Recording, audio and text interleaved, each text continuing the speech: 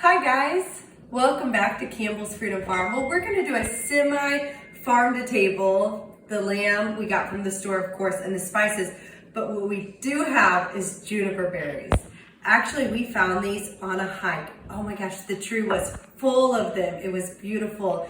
We'll have to see if we can post some pictures. Make sure you check out the Instagram. Maybe we'll post pictures there or on YouTube, but they're beautiful and they smell good. And I feel like people pass by these all the time and they don't use them anymore, but they're great. You know, even if you don't eat any meat, you could flavor it with other things. For example, we are gonna make, not really a jam, but kind of a jam.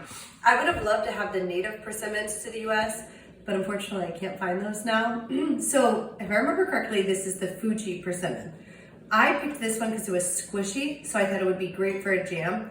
This is just really simple. I'm just going to put it in the pot, and then I'm gonna put these. But first, we're gonna go ahead and grind some of these up in here.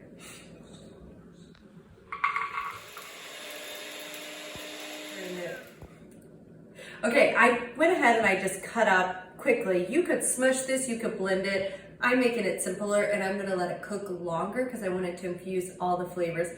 If need be at the end, I'll put it in the bullet and I'll make it even smoother.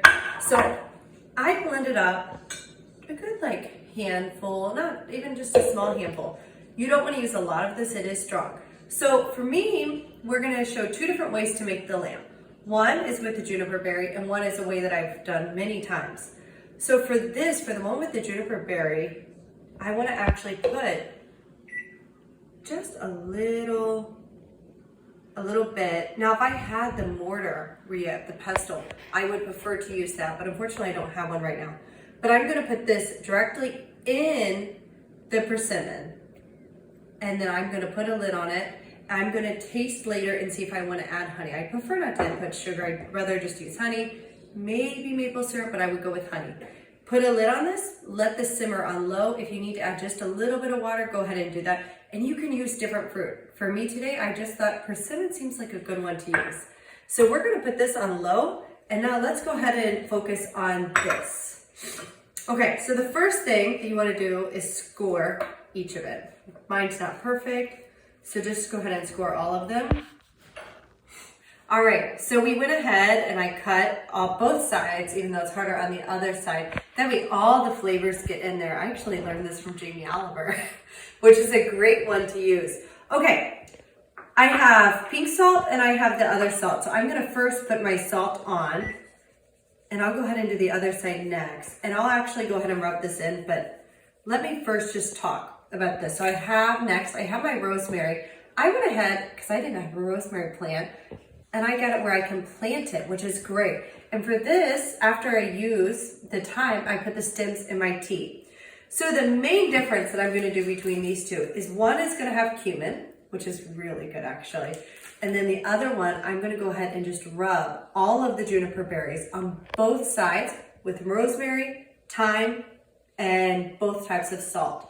And then I'm gonna go ahead and cook it at a higher temperature on the stove. And then after it browns, I'm gonna put it in the oven until it's completely cooked. So let's go ahead and put all the spices on.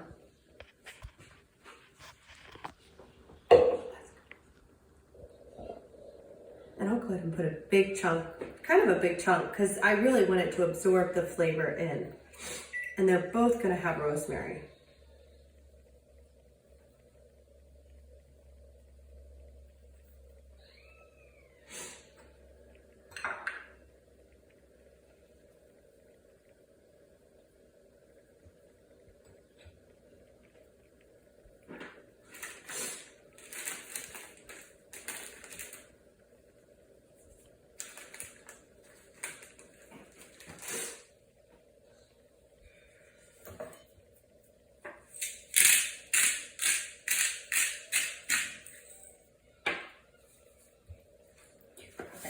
I'm gonna go ahead and put both of these on, and then make sure that you have something that can go in the oven.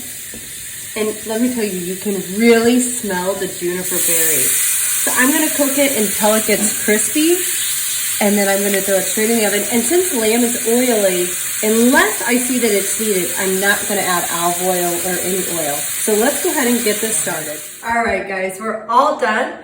So it's cooked, both of them cooked really nice. Remember, always let it sit once you pull it out. So we did let it sit. It needs to sit a little bit longer.